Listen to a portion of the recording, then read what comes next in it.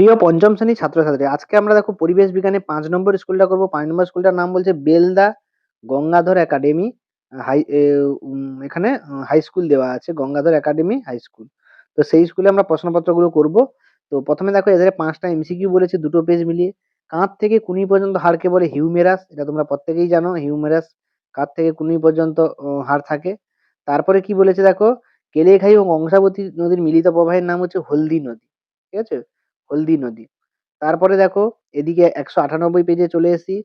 Stethoscope আবিষ্কার করেন Rene Laennec. Jalpaiguri অবস্থিত একটি বনের নাম হচ্ছে গরুমারা। এবং কোনটির অভাবে চুল সাদা হয়? উত্তর হবে মেলানিনের অভাবে চুল কিন্তু সাদা হয়। তারপরে আমরা চলে আসি ড্যাশ পূরণে। ড্যাশ পূরণে কি কি দিয়েছে দেখো, ডট পদ্ধতিতে ড্যাশ রোগের চিকিৎসা করা হয়? উত্তর হবে যক্ষা রোগের। জল শোধন করতে ব্যবহৃত হয় ক্লোরিন। শরীরে পুষ্টি ও অক্সিজেন পৌঁছে দেয় হচ্ছে রক্ত। তারপরে এদিকে দেখো, রয়্যাল বেঙ্গল টাইগার ড্যাশ অঞ্চলে দেখা যায়? উত্তর হবে সুন্দরবন অঞ্চলে। সূর্যরশ্মি প্রভাবে আমাদের ত্বকে কি ভিটামিন তৈরি করে? ভিটামিন ডি তৈরি করে। তারপরে এখানে আমরা ২ নম্বরের প্রশ্নগুলো দেখব। ৫টা দিয়েছে, আগে প্রশ্নগুলো পড়ে নিই, উত্তরগুলো দেখছি। মানব শরীরে ত্বকের কাজ, নিত্যবন নদী কাকে বলে? উদাহরণ। ওআরএস এর পুরো নাম কি, কেন দেওয়া হয়? মাটির ২টি সজীব উপাদানের নাম এবং জীব বৈচিত্র্য কাকে বলে? তো এখানে দেখো এই ৫টা প্রশ্ন দেওয়া আছে, এই ৫টা প্রশ্নের উত্তর আমরা কিন্তু এক্ষুনি করব। তো চলো ৫টা প্রশ্নের উত্তরগুলো দেখি। প্রথমে বলছে মানব শরীরে ত্বকের কাজ। ত্বক কি কাজ করে? দেখো ত্বক আমাদের দেহের ত্বক দেহ বাইরে আঘাত ও জীবাণু ও ধুলোবালি থেকে রক্ষা করে এবং ত্বক দেহের তাপমাত্রা নিয়ন্ত্রণ করে, ঘামের সঙ্গে বজ্র পদার্থ বের করে দেয়।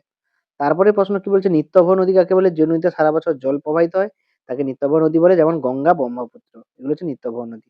ওআরএস এর পুরো নাম এখানে দেওয়া আছে দেখো, ওরাল রিহাইড্রেশন সলিউশন। ডায়রিয়া বা পাতলা পায়খানার সময় শরীরে জল ও লবণের ঘাটতি পূরণ করার জন্য ওআরএস দেওয়া হয়। প্রশ্ন ছিল ওআরএস কি কাজে লাগে, এটার জন্য কিন্তু ওআরএস টা দেওয়া হয়। তারপরে বলেছে মাটির ২টি সজীব উপাদানের নাম লেখো। উত্তর হবে কেঁচো এবং ব্যাকটেরিয়া, এই দুটো কিন্তু মাটির সজীব উপাদান। তারপরে জীব বৈচিত্র্য কাকে বলে? লাস্ট প্রশ্ন ছিল। পৃথিবীতে থাকা বিভিন্ন প্রকার উদ্ভিদ ও প্রাণীর অণুজীব বৈচিত্র্যকে জীব বৈচিত্র্য বলে। বিভিন্ন প্রাণীর মধ্যে যে বৈচিত্র্য থাকে তাকে জীব বৈচিত্র্য বলে। তো এই হচ্ছে তোমাদের টোটাল ৫ নম্বর স্কুল। তোমাদের যদি পরের স্কুলগুলো সলিউশন চাই, আমার এই ভিডিও শেষে লিঙ্ক দেওয়া থাকবে, সেখান থেকে দেখে নিতে পারো, অথবা তোমরা প্লেলিস্ট চেক করে দেখতে পারো। তোমাদের যদি কোনো সমস্যা থাকে আমাকে কমেন্ট বক্সে জানাও, আমি অবশ্যই সমস্ত স্কুলগুলো ঝটঝট করে দেবো, তোমরা এখান থেকে দেখে নাও। তো যারা যারা এই সলিউশন চাও, পিডিএফ চাও, তোমরা কমেন্টে লেখো, আমি অবশ্যই এর পিডিএফটাও সুন্দর করে তোমাদেরকে দিয়ে দেবো। তো দেখা হচ্ছে পরের ভিডিওতে, পরের প্রশ্নপত্র নিয়ে আমরা আলোচনা করবো।